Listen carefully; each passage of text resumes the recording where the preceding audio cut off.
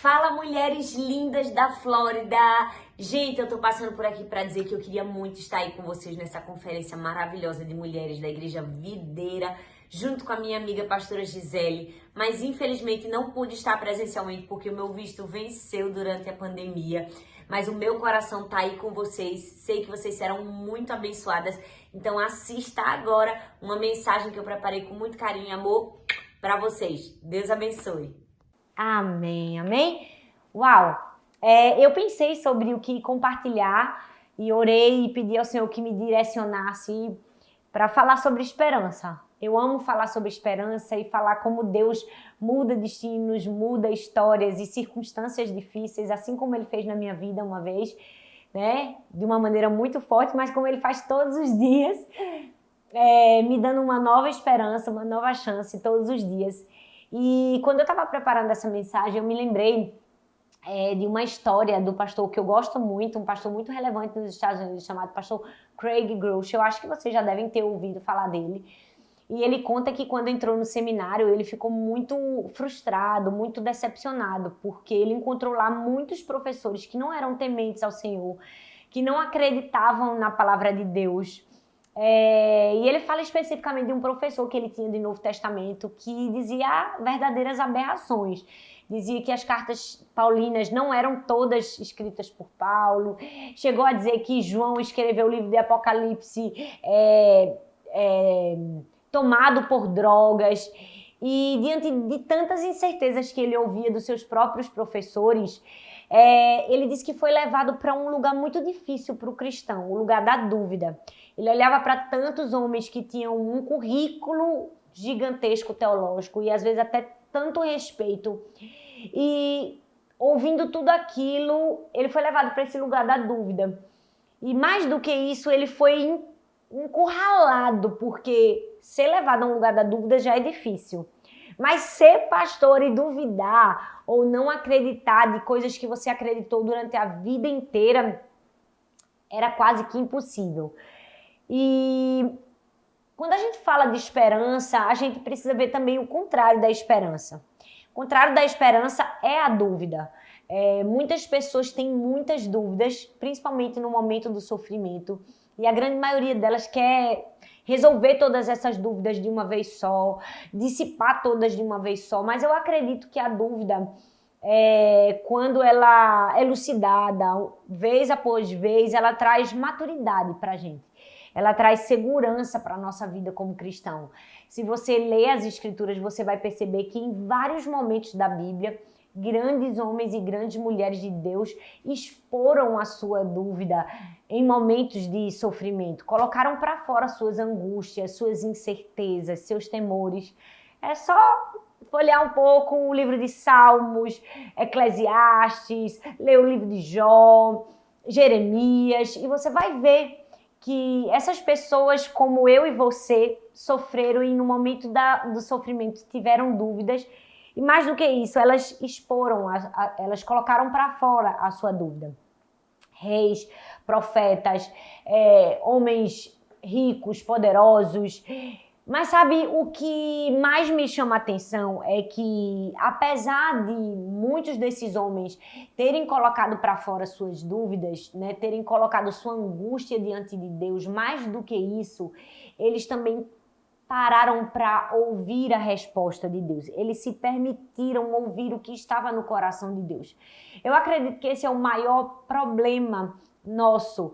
O maior problema não é termos dúvidas, não é vivermos, às vezes, com incertezas, com medos, com angústias. O maior problema é não conseguirmos enxergar ou chegar à conclusão que Deus é digno de confiança.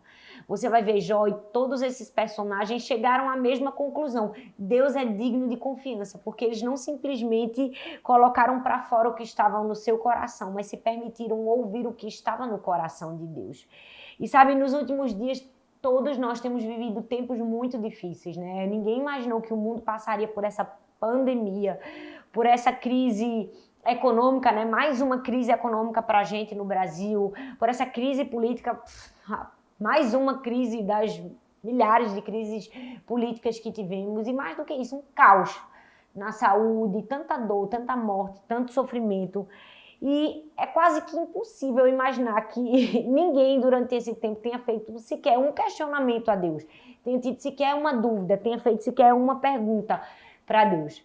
Hoje eu queria compartilhar com vocês sobre a vida de um homem que fez perguntas para Deus, que teve questionamentos diante da desesperança, mas que nos deixou uma lição tão preciosa de confiança e de amor no controle de Deus sobre todas as coisas. Abacuque. Uau, é tão lindo ver que mesmo que em momentos da nossa vida a gente possa estar com nossa fé assim, se a gente pode usar essa expressão do Covid, respirando por aparelhos, né? Há um momento de desligar os aparelhos, e não porque nossa fé morreu, mas porque a nossa fé se fortaleceu. E é isso que eu espero nessa palavra no seu coração, que hoje, se sua fé está respirando por aparelhos, que você possa desligar os aparelhos, porque a sua fé vai ser completamente restaurada. Ela vai crescer forte, viva, em maturidade, em confiança no Senhor. Assim como a gente viu na vida de Abacuque, que a gente vai ver aqui, nesse tempo tão gostoso que Deus preparou pra gente aqui. Então vem comigo, e eu já quero te dizer que o título dessa mensagem é Eu Duvido. E quantas vezes na nossa vida a gente não diz, né? Eu duvido. Ou quando a gente não diz, a gente pensa. E sabe, pensando sobre a dúvida, eu quero compartilhar com você 3 fases que a dúvida tem. E aprender nessas 3 fases que a dúvida tem, como vivemos uma vida cheia de esperança. A primeira fase, nós vemos em Abacuque, no capítulo 1, do verso 1 ao verso 3, e o verso 13, a parte B. Então, você que está anotando já pode tomar nota. E a primeira dúvida é aquela célebre frase: eu duvido que Deus vai fazer alguma coisa. Na verdade, a primeira fase é a fase da pergunta. Muitas pessoas, quando estão no embate de sofrimento, o primeiro momento é duvidar, questionar, né? Não entender por que aquilo está acontecendo e perguntar. A Bíblia diz em Abacuque capítulo 1, verso do 1 ao 3, diz assim: advertência do profeta Abacuque. Até quando, Senhor, clamarei por socorro sem que me ouças? Até quando gritarei a ti violência sem que tragas salvação? Por que me fazes ver a injustiça e contemplar a maldade? A destruição e a violência estão diante de mim. Há luta e conflito por todo lado. Por que toleras esses perversos? Por que ficas calado enquanto os ímpios engolem os que são mais justos do que eles? Meu Deus, esse texto é forte. Quando você lê de primeira mão, o que é que a gente encontra aqui? O cenário de Abacuque. Violência, injustiça, maldade, destruição, luta, conflito, homens perversos e o pior, Deus em silêncio. Porque o Senhor está calado. Eu não sei você, mas se eu estivesse num cenário caótico como esse que Abacuque estava, certamente alguma dúvida viria na minha mente. Algum questionamento também viria. Aí você pode pensar, meu Deus, pastora, mas questionar Deus, né? Chega a ser uma coisa quase impossível. Sim, diante da nossa limitação, diante da nossa pequenez, diante de Deus, é fato que é até um pouco difícil questionarmos a Deus. Mas é preciso falar também que em momentos de muita dor, de muito sofrimento, e quando muitas pessoas já estão cansadas do cenário que estão vivendo e não tendo respostas de Deus, ou seja, tendo como resposta de Deus o silêncio, muitas delas chegam a duvidar. Meu Deus, eu duvido que Deus vai fazer alguma coisa. Senhor, por que o Senhor não faz alguma coisa? Senhor, por que o Senhor não muda a minha história? Senhor, por que o Senhor não muda o quadro? Senhor, eu não estou conseguindo compreender nada. E aí a gente termina lutando com Deus, que foi exatamente o que Abacuque fez. O nome de Abacuque significa lutar e abraçar. E além do que cada nome tem um significado. E se a gente prestar bem atenção no texto bíblico, a gente vai aprender tanto com aquilo. Abacuque, no primeiro momento, a primeira fase da dúvida dele foi lutar, foi perguntar, foi questionar, foi dizer, eu não estou entendendo nada, Deus, o que está acontecendo. E o que eu mais amo em Deus é que em momentos como esse, ele nunca disse assim, cala a boca, Abacuque, sabe? Deus não disse assim, eu não te dou o direito de expressar a sua dor, fique calada porque eu sei o que eu estou fazendo, não. Eu amo que Deus, mesmo em meio às nossas dúvidas, aos nossos questionamentos, Ele nos permite expressar a nossa dor, expressar o nosso questionamento. É por isso que eu preciso dizer em um primeiro momento, você tem abertura para falar com Deus. Você tem até abertura para passar por essa fase da dúvida, a fase da pergunta, a fase de questionar, a fase de não compreender, a fase de lutar. Mas algo que eu e você precisamos entender nessa fase é que precisamos trazer à nossa memória que Deus é justo. Não do nosso padrão, não a nossa maneira, mas Ele é justo à sua própria maneira. Não sei se você já leu, mas tem um livro de Filipenses chamado Onde está Deus quando a dor chega, que tem um trecho muito especial, quero ler para você. Diz assim, ó: para alguns, a imagem de um corpo pálido, cintilando na noite escura, sussurra a história de uma derrota. De que adianta um Deus que não controla o sofrimento de seu filho? Contudo, pode-se ouvir outro som, o brado de um Deus gritando para esses seres humanos: eu os amo. Uau, o amor foi condensado por toda a história naquela figura solitária sobre a cruz, que afirmou ser capaz de conclamar anjos a qualquer momento em missão de resgate, mas que escolheu fazê-lo por nossa causa. No Calvário, Deus aceitou os próprios termos inquebrantáveis de justiça. Qualquer discussão sobre como a dor e o sofrimento se enquadram no plano de Deus, em última análise, leva de volta à cruz. Eu sei que em momentos de dor e sofrimento, muitas pessoas questionam por que coisas ruins acontecem com pessoas boas. E quando esse tipo de questionamento vier à nossa mente, a gente precisa entender que o pior que poderia acontecer só aconteceu uma vez. E Jesus foi voluntário para isso. Ele foi o voluntário para que o pior acontecesse com ele, por amor a mim e a você. E esse é o senso de perspectiva de Deus. O senso de justiça é a perspectiva completamente diferente da que eu e que você temos. Às vezes a gente acha que Deus está sendo injusto, mas na verdade Deus é sempre justo segundo os padrões dele. Para te explicar melhor, eu vi uma história de uma mãe que tinha 2 filhos. E o filho mais velho era um filho muito bom, muito amoroso, um bom filho, estudioso e conversava com todos na sua vizinhança. E era alguém que ajudava, que se preocupava com o próximo, alguém que tinha uma carreira linda, alguém que tinha uma vida de valores e princípios. O filho mais novo, diferente do mais velho, resolveu viver uma vida completamente diferente, alheia, perversa, fez as piores escolhas e descobriu-se que ele era um assassino, um requinte de crueldade. Matava da pior maneira possível. Então, a sentença que foi dada a esse filho foi a morte. E diante do momento do julgamento, o juiz, chama aquela mãe e faz uma pergunta para ela, no meio de todas as pessoas, de um júri popular, e pergunta assim: e se você pudesse trocar de lugar esse filho? E se você pudesse tirar da sentença de morte do seu filho perverso e dar a sentença ao seu filho mais velho? E quando aquele juiz faz aquela pergunta, todo mundo no tribunal do júri fica indignado, nervoso, irado. E aí a mãe para e responde: sim, eu posso fazer isso. Eu posso tirar o meu filho perverso que matou, que assassinou com requinte de crueldade e posso colocar para pagar a dívida dele, meu filho bom, justo, amável. E aí você pode ouvir essa história e dizer: meu Deus, não dá não para mim não, é muito injusta. Tá errado isso, pastor, eu também acho que tá errado. Se eu fosse juiz, eu nunca ia pedir isso. Mas foi exatamente isso que Deus fez. Esse filho mau, injusto e que merecia a pena de morte éramos eu e você. Aí Deus vem e pega o filho amoroso dele, livre de pecado, e coloca para morrer no meu lugar e no seu. E a gente ainda acha que entende de padrão de justiça. Você percebe que a justiça de Deus muitas vezes não é compreendida por nós, porque a nossa maneira de enxergar a justiça é diferente. Então, quando nós estivermos nesse momento de dúvida, a gente precisa entender.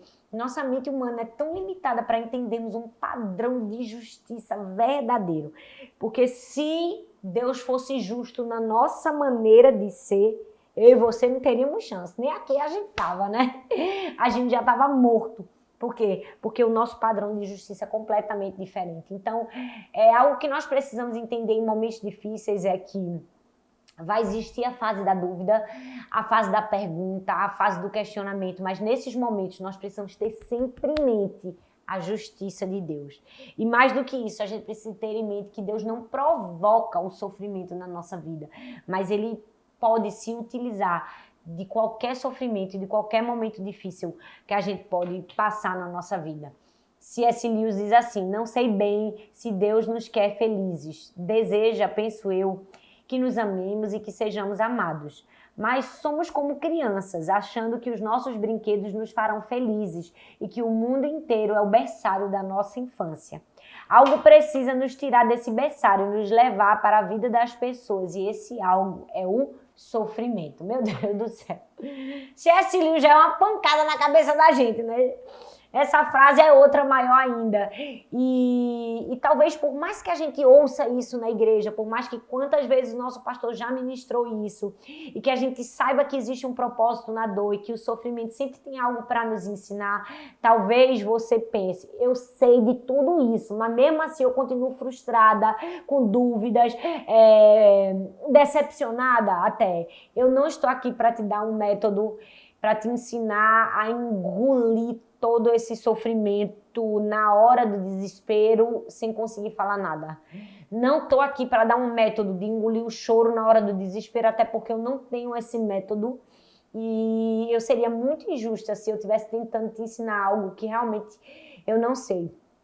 Mas algo que eu preciso compartilhar comigo e com você é que nem sempre a gente vai ter todas as respostas, sabe? Eu também passei por momentos em que eu tinha muito choro, muita dúvida e muito questionamento dentro de mim.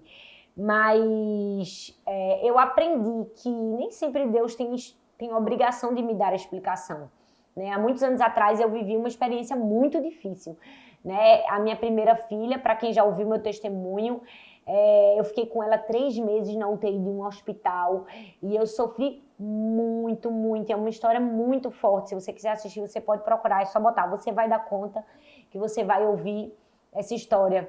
E sabe, eu não tive todas as respostas, né, de todas as perguntas que eu tive. E eu lembro que a minha visão, a minha perspectiva certa de Deus me ajudou tanto no momento de sofrimento, porque infelizmente, às vezes a gente cresce na igreja ouvindo assim, não fala isso para Deus, você não pode falar aquilo para Deus, né? E as pessoas impõem um medo nosso em relação a Deus, mas nós precisamos entender que Deus é o nosso Pai, que Ele nos ama, Ele é um bom Pai, Ele é aquele Pai que escuta a nossa dor, nossa angústia, que a gente tem liberdade para falar com Ele. E em momentos decisivos e de muito sofrimento na minha vida, quantas vezes eu questionei? Quantas vezes eu não estava nessa fase 1, a fase da dúvida, a fase da pergunta, e dizer, Deus, eu não estou entendendo nada que está acontecendo comigo. Deus, por que eu estou passando por tudo isso? Deus, por que minha primeira filha? Por que ela está sofrendo tanto? Ela não merece, Senhor, ela é só um bebezinho. Quantas dúvidas eu tive. E quão lindo Deus foi comigo, que me permitiu expressar minha dúvida, que me permitiu expressar minha dor. E que me mostrou que por trás de cada dor e de cada sofrimento havia uma lição, havia um ensino, havia um aprendizado. A gente precisa entender que quando Deus não nos dá todas as respostas, mas permite que a gente faça as perguntas, na verdade Deus não está querendo ver a gente sofrer, ou Deus não tem ausência de bênçãos para nos dar. Às vezes Deus não responde as nossas perguntas naquele momento porque a nossa mente humana e a nossa condição, às vezes tão fragilizada, não vai nos permitir conhecer a profundidade da mente de Cristo e de todo o plano que Ele tem por trás de todas as coisas que acontecem na nossa vida, sabe? Eu acredito que em momentos de sofrimento a nossa intimidade com Deus é forjada não somente no desabafo, não somente naquilo que nós falamos para Deus, não somente nas perguntas que nós fazemos para Deus, mas sobretudo nas respostas que ouvimos de Deus. Porque não muda nada na nossa vida, mas ouvir a resposta de Deus é que muda, sabe? É ter a mesma sensibilidade de ouvir o coração de Deus, como você quer expor o seu coração, é que faz você compreender o sentido da dor, até mesmo aceitar aquele momento e num momento posterior abraçar a esperança. Porque eu acredito que é uma construção na nossa vida, é uma construção de maturidade. Ninguém vai ter um momento de dor, um momento de dúvida, um momento de questionamento. Cadê Deus no meio dessa pandemia? Cadê Deus nesse momento que eu perdi alguém que eu amava? Cadê Deus nesse momento que me deixou completamente sem emprego, completamente sem condições? Sabe? Eu preciso te dizer, em momentos como esse, tenha calma com você. Se deixe ouvir o coração de Deus. Quando você fizer a pergunta, não somente faça a pergunta, escute o que Deus tem para te responder, sabe? Entenda que essa fase da pergunta é uma fase e que quando nós levamos a Deus as nossas dores e os nossos questionamentos, Ele vai ter uma resposta para a gente. A Bíblia está recheada de perguntas e de respostas. O próprio apóstolo Paulo, que foi um homem que sofreu coisas terríveis, a Bíblia diz que em um momento ele fez isso, que Abacuque fez também, que talvez eu fiz e que talvez você também esteja fazendo. A Bíblia diz em 2 Coríntios capítulo 12, do verso 7 ao 8, diz assim: para impedir que eu me exaltasse por causa da grandeza dessas revelações, foi-me dado um espinho na carne, um mensageiro de Satanás para me atormentar. 3 vezes, Paulo diz, 3 vezes eu roguei ao Senhor para que o tirasse de mim. Eu fico imaginando Paulo, gente. O texto diz que era como se ele dissesse assim, ó, Deus, então, olha, eu tenho esse problema aqui, esse espinho na carne, eu preciso que o Senhor faça algo. Arranque, leve embora, eu suplico, eu rogo. E ele não fez isso apenas uma vez. O texto diz que ele fez por 3 vezes, ou seja, ele expôs a sua dor, a sua dúvida, o seu sofrimento. Você pode fazer isso para Deus. Você não vai pegar Deus de surpresa. Você não vai decepcionar Deus, porque Deus nunca se decepciona. Ele sabe o amanhã, no hoje, sabe? Você não vai decepcionar Deus. Deus te conhece, sabe? Então você pode abrir sim o seu coração para Deus. Você pode colocar sua dor para fora, como eu fiz tantas vezes. Mas escute também o que Deus tem para te dizer. O texto diz que no verso 9, Deus responde para o apóstolo Paulo. Ele diz assim, ó, a minha graça, Paulo, te basta. Ela é suficiente para você, pois o meu poder se aperfeiçoa na sua fraqueza.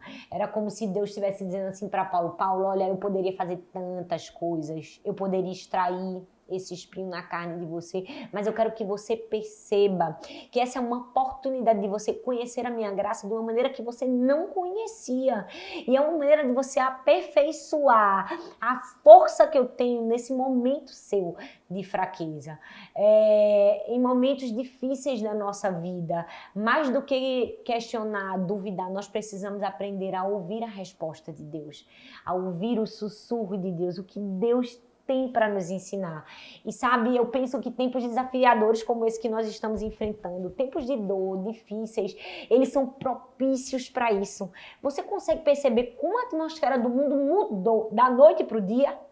Como de repente a gente tá na nossa televisão, no nosso celular, e a gente vê fotos de pessoas na frente dos hospitais orando pelos enfermos, não é? Pessoas fazendo corrente de oração, cantando serenata, né? Logo no começo da pandemia, eu me lembro de um vídeo, bem no comecinho, que a gente tava bem em lockdown, de uma mulher na Espanha, que ela foi para a porta da varanda da casa dela e começou a cantar uma música cristã, uma música de esperança, e que todos aqueles vizinhos ouviram e bateram palma, e foi lindo. E ela conta depois assim, meu Deus, eu tô impressionada, porque eles não querem saber de Jesus, eles são avessos à palavra, mas aquele momento de dor foi propício para ouvir a resposta de Deus, sabe? Eu penso que do dia para a noite a atmosfera espiritual do mundo mudou. Por quê? Porque abriu-se um caminho para Deus falar no meio do sofrimento. Então, essa primeira fase da dúvida é a fase da pergunta, é a fase do eu duvido que Deus pode fazer alguma coisa, eu não consigo enxergar o que Deus pode fazer, ou Deus está em silêncio, Deus não me responde, sabe? É aquele momento de dor, é aquele momento de incerteza que todas nós Vamos passar, em algum momento já passamos ou podemos passar. Mas o melhor é que no caminho da esperança vem a segunda fase da dúvida, que é a fase da espera. É quando a gente muda o eu duvido que Deus pode fazer alguma coisa para dizer eu não tenho dúvidas que Deus pode fazer alguma coisa. Ou eu tenho certeza que Deus pode fazer alguma coisa. É quando a gente entra na fase da espera. Sabe, eu não sei você, se você é mãe, se você já viu alguma criança se debatendo, gritando, chorando, esperneando. Se você nunca viu, né? Se você não é mãe, com certeza, porque uma mãe com certeza já viu, eu te dou um experimento social. Basta você dizer assim para uma criança que está na metade do filme, na melhor cena, dizer assim, vamos dormir? Ou então dizer assim para uma criança no meio de uma festa infantil, vamos para casa, e ela vai gritar, chorar, e ela vai dizer, eu vou deixar os meus melhores amigos aqui na festa, sendo que esses melhores amigos ela acabou de conhecer há 2 horas atrás. Não é assim com as crianças? E eles choram, e eles fazem um drama terrível. Mãe, como você faz isso? Mãe, por favor, mãe, não é? E aí a gente termina levando os filhos para casa e eles vão, às vezes, até no carro chorando, lamentando.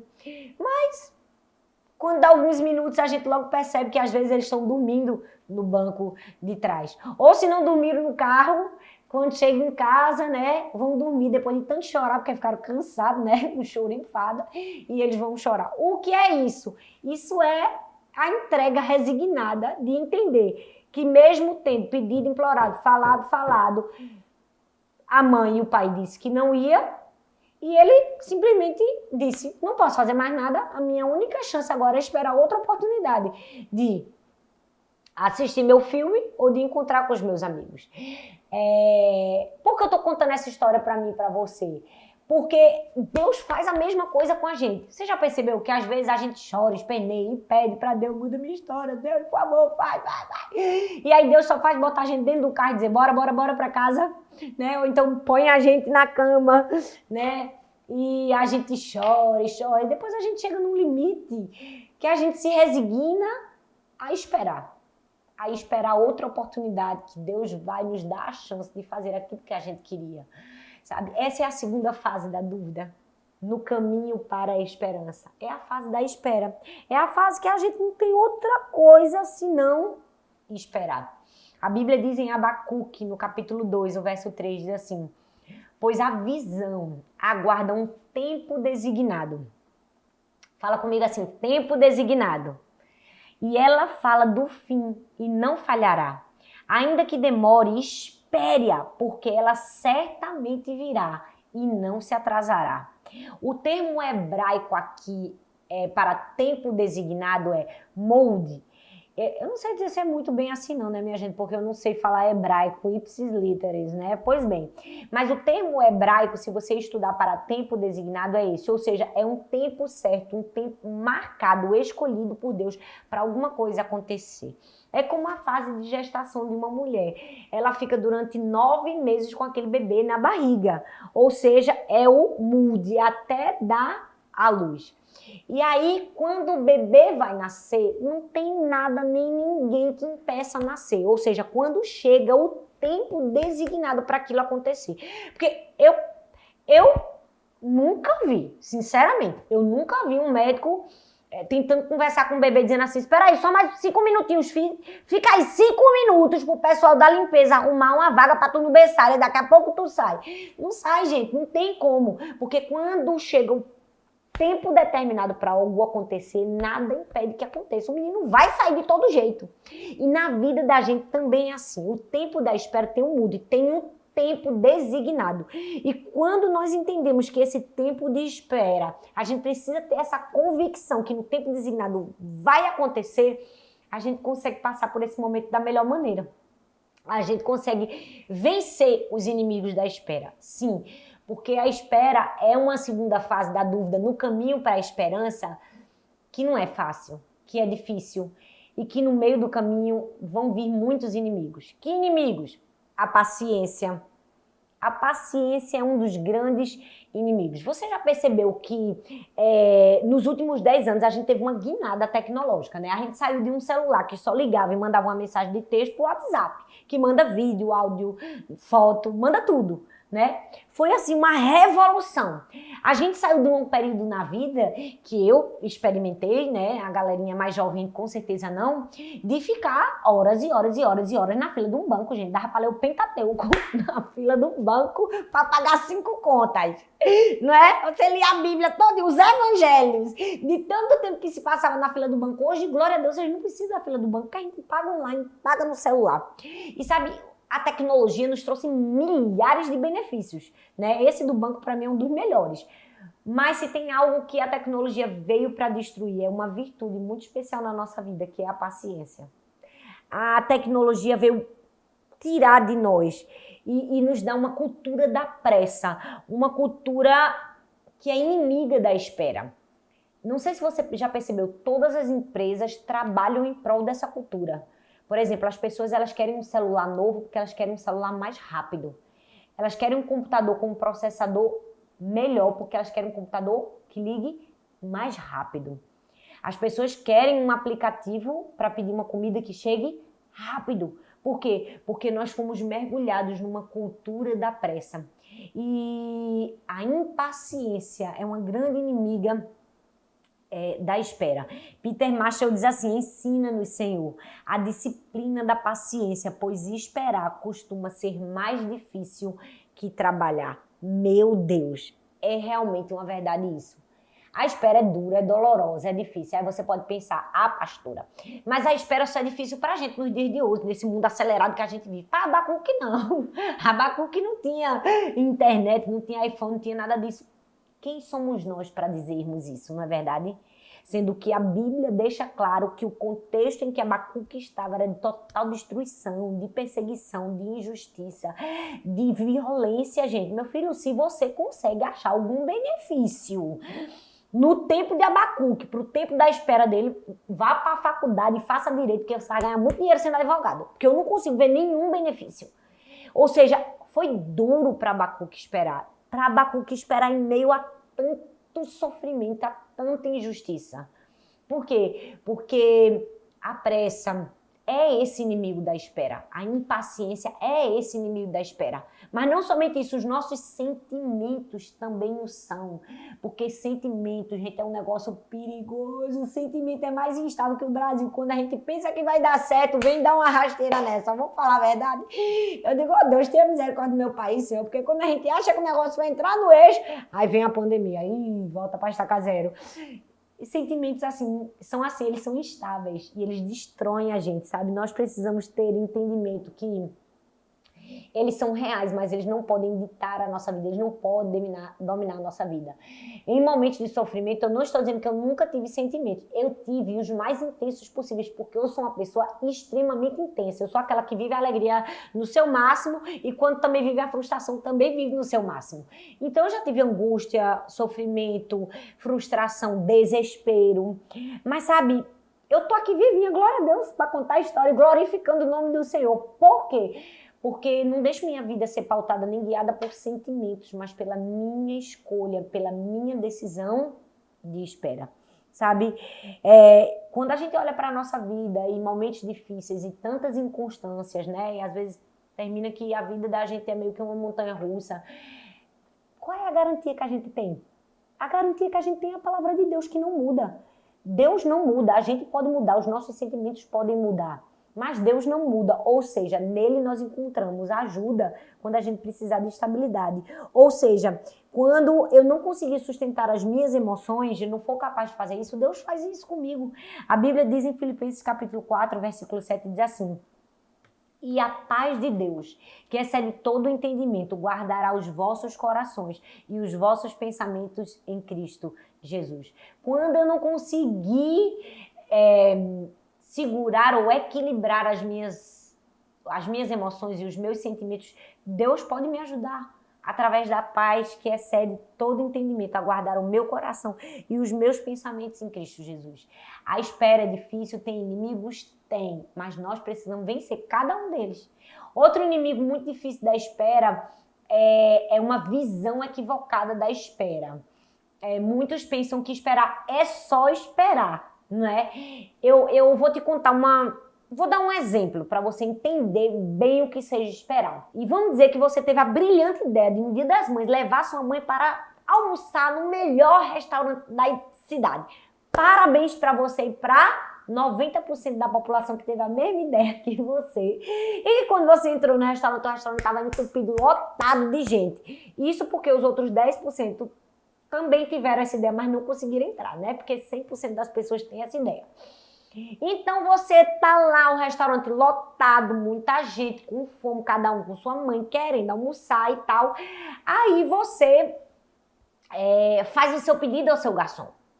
E de repente você olha e percebe que o garçom está sentado olhando no celular. Você para e pensa, poxa, o restaurante lotado. Por que o garçom não está ajudando as outras mesas? Você pergunta, meu querido, por que você não está ajudando as outras pessoas? Ele diz, não, eu fiz o seu pedido e agora eu estou esperando a hora dele chegar para lhe entregar. Seria ilógico, né, gente? Porque o garçom, enquanto ele espera, ele serve outras pessoas. A vida da gente é assim. Enquanto a gente espera, a gente continua servindo a Deus. Entende? Muitas pessoas acham que o tempo de espera é um tempo de paralisia, mas não é. Não é. Enquanto a gente espera em esperança, nós estamos fazendo, servindo, trabalhando para Deus. Sabe? C.S. Lewis diz assim, eu estou certo que Deus não deixa ninguém esperando, a menos que ele saiba ser bom para essa pessoa esperar. Tem uma música que eu amo, eu não vou cantar para vocês, tá, gente? Eu sei que cantar não é o meu ministério, não é o meu chamado. Se eu cantar, que o negócio vai ser perigoso. Mas eu vou ler essa música que eu amo e que fala exatamente sobre isso, sobre o tempo da espera, que é Esperar é Caminhar, de Marcos Almeida. Diz assim, quando espero a chuva chegar, tu vens com o teu vento. Quando espero a tua voz estrondar, tu vens com o silêncio. Eu espero em ti, embora sem saber. Como tu dirás, eu não sei, mas esperarei.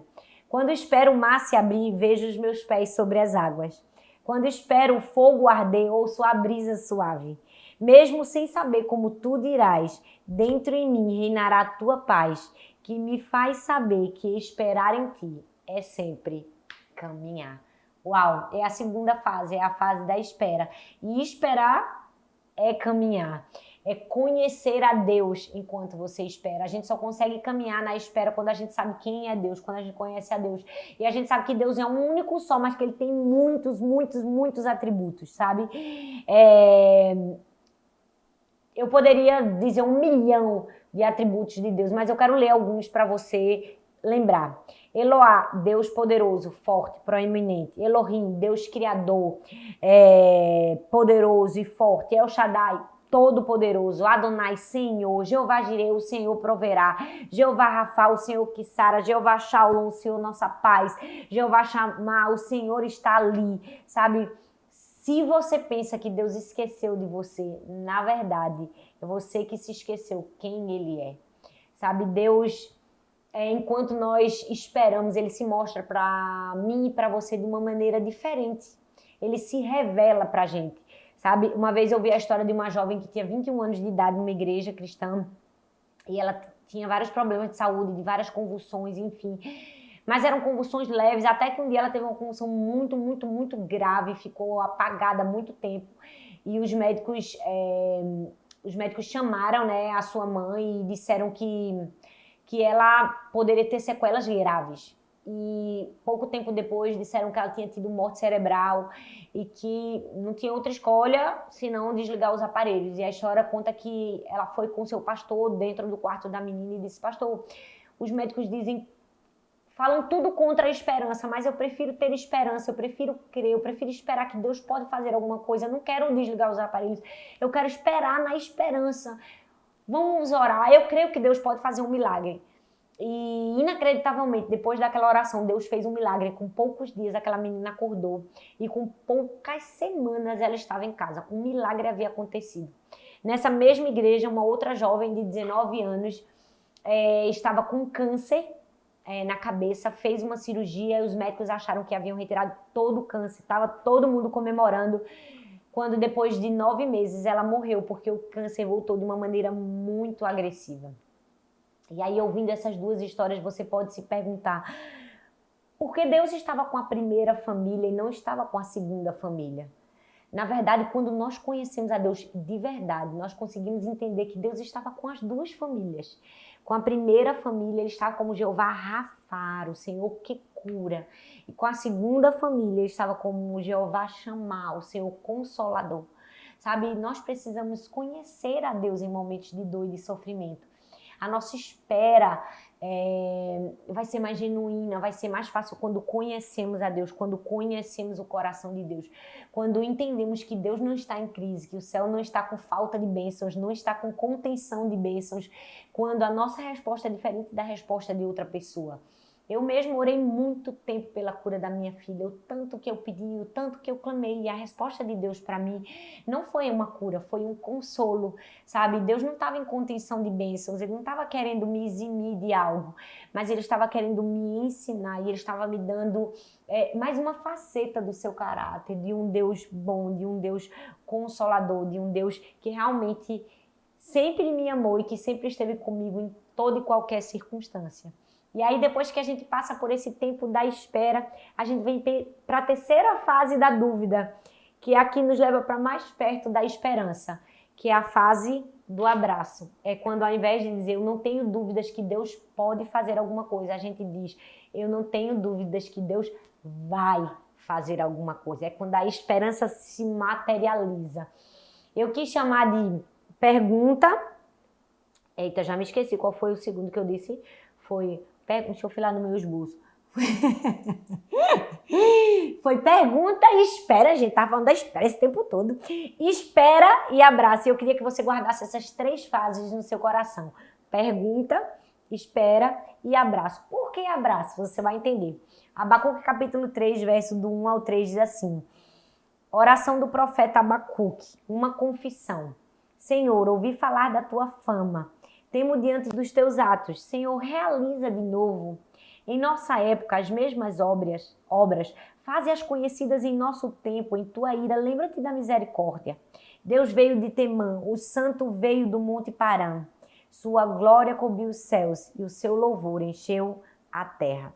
O termo usado aqui para realiza de novo é um termo hebraico que simboliza restaurar, renovar, sabe? O que é que o profeta estava fazendo aqui? Se você for ler, e eu quero que você leia, né, Abacuque todo, você vai perceber que nesse momento da vida de Abacuque é um momento que ele ativa as memórias do povo. Ele começa a falar de lugares, de regiões, ele fala de Temã, do monte, de Cuxa, de Midian, ele vai falando vários lugares que remetem ao povo de Deus uma lembrança que talvez para mim, para você, não possa ser fácil de entender, mas para eles que viviam na época, sim. Então, esse é o momento em que Abacuque estava ativando a memória, ou seja, estava lembrando da vontade de Deus e da bondade de Deus a partir de experiências que eles já tiveram com essa bondade de Deus. Eu amo isso, que Deus sabe reanimar a gente, Deus sabe abraçar a gente, Deus sabe renovar a esperança no nosso coração quando Ele diz assim, olha, Thalita, eu já estive com você nesse momento, você se lembra naquele dia, aquela experiência, sabe? Eu amo isso, que essa é a fase em que a esperança vem tomando uma nova forma no nosso coração, é quando a gente é abraçado por Deus. Deus permite a gente sentir um cheiro de outras vitórias para perceber que o perfume dessa vitória também está chegando, também está perto, sabe? E ser abraçado por Deus é ter motivos de esperança. É esse momento que a gente cai em si e percebe que a gente tem motivos para ter esperança, sabe? O maior exemplo foi Jesus. Jesus nos deixou o maior legado de alguém que deveria viver com esperança. Por quê? Porque havia um propósito maior. A Bíblia diz em Hebreus capítulo 12, versículo 2 e 3, ele, pela alegria que lhe fora proposta, suportou a cruz, desprezando a vergonha e assentou-se à direita do trono de Deus. Pensem bem naquele que suportou tal oposição dos pecadores contra si mesmo, para que vocês não se cansem nem se desanimem. Ou seja, pela alegria que lhe foi proposta, ou por causa do propósito, eu renovei a minha esperança. Talvez você esteja em um momento muito difícil. Esse é um momento que você vai ser abraçado por Deus. E Ele vai te renovar. Ele vai trazer de volta a esperança no seu coração. Pelo propósito de vida que Ele te deu. Eu tenho certeza que cada um de nós aqui fomos colocados na terra com um propósito. Deus tem um plano lindo, pré-determinado para cada um de nós. E a gente precisa abraçar a confiança em Deus para sermos cheios de esperança. Abacuque 3, do 17 ao 19, diz assim: ele termina de maneira apoteótica, ele termina de maneira deslumbrante. Ele termina abraçando de verdade a esperança quando ele diz: porque ainda que a figueira não floresça, nem haja fruto na vide, ainda que decepcione o produto da oliveira e os campos não produzam mantimento, ainda que as ovelhas da malhada sejam arrebatadas e nos currais não haja gado, todavia eu me alegrarei no Senhor, eu exultarei no Deus da minha salvação. O Senhor Deus é a minha força e fará os meus pés como das cervas e me fará andar sobre as minhas alturas. Uau, ai que lindo, esse texto é emocionante. Ele mostra as fases que Abacuque passou. Ele mostra a primeira fase da dúvida, da pergunta, do questionamento, da dor, da angústia, da aflição. Depois mostra que Abacuque foi para uma segunda fase, uma fase de espera, uma fase de resignação, uma fase de dizer assim: eu sei que não é no meu tempo, eu sei que não é do meu jeito, eu sei que Deus vai fazer a resposta e a justiça na hora certa. E por fim ele chega na fase do abraço, de abraçar a confiança, de abraçar a esperança, quando ele diz assim: eu agora cheguei num nível de maturidade que antes eu não havia alcançado. Agora eu realmente compreendo a esperança, e não somente compreendo, eu estou cheio de esperança. Eu queria terminar essa palavra lendo para você um poema que falou muito comigo. Eu li ele num livro. Eu agora não consigo mais me lembrar qual foi o livro, mas eu tinha deixado ele registrado aqui. E pode ser que no meio do poema eu me lembre para indicar para você. Foi um poema de uma menina que ela tinha 15 anos e ela escreveu o seguinte. Ela disse: Deus não me ama. Você não pode me obrigar a acreditar que Deus é bom.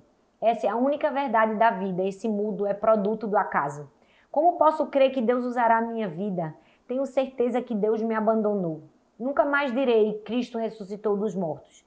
Mais do que nunca, hoje eu sei, o homem pode salvar a si mesmo. Temos que entender que é ignorância pensar que Deus responde orações. Os cristãos declaram que sem Deus o mundo mergulharia na escuridão.